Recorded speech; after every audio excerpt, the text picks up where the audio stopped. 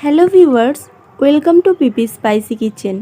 আজ আমি নিয়ে হাজির হয়েছি গ্রাম বাংলার ঐতিহ্যবাহী মা দিদিমাদের হাতের বড়ির রেসিপি।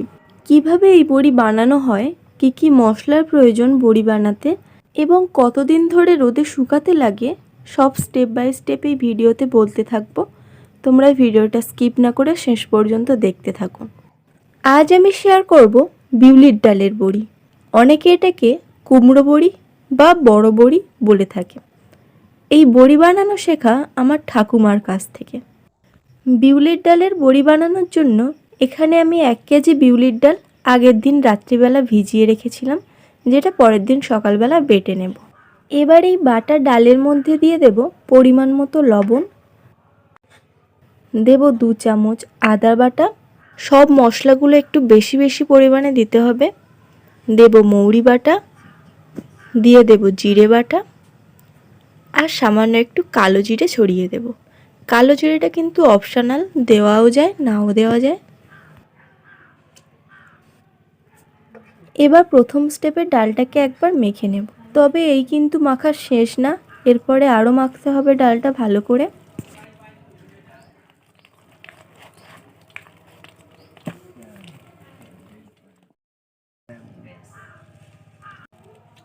এরপর অল্প অল্প ডাল এরকমভাবে একটা থালাতে করে নিয়ে ভালো করে ফেনাতে হবে, যতক্ষণ না পর্যন্ত ডালটা ধপধপে সাদা হচ্ছে।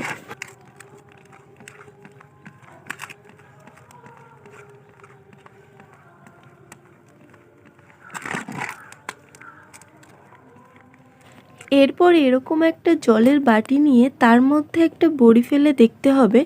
যদি বড়িটা ভেসে যায় তাহলে ফেনানো কমপ্লিট, যদি না ভাসে তাহলে আরও ফেনাতে হবে। এখানে আমার বড়ির ডালটা আরেকটু ফেনাতে হবে।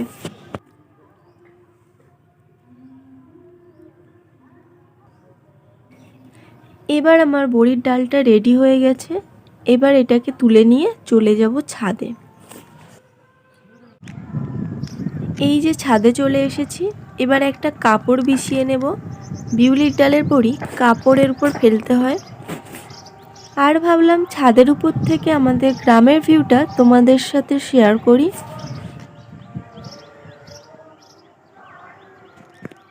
এই যে একটা কাপড় বিছিয়ে নিয়েছি পুরো টানা রোদের মধ্যে। আর হ্যাঁ, বড়িটা কিন্তু পুরো রোদের মধ্যেই করতে হবে।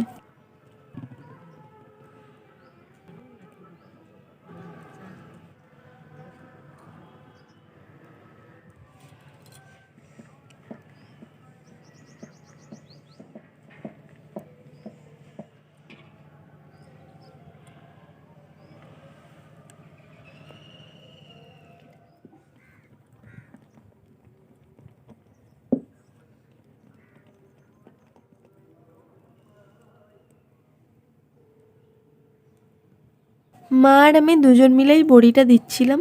ঠাকুমা অসুস্থ, ঠাকুমা আর পারে না।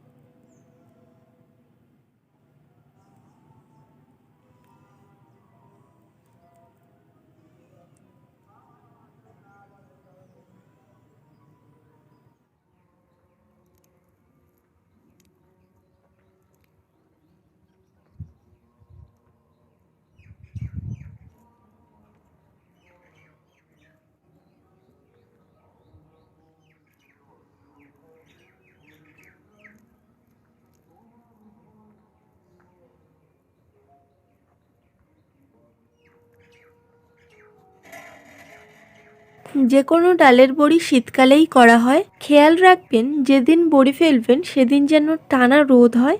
আর এই বড়িটা সারাদিন রোদে রাখতে হবে, আর বিকেলে রোদ চলে যাওয়ার আগে তুলে নিতে হবে।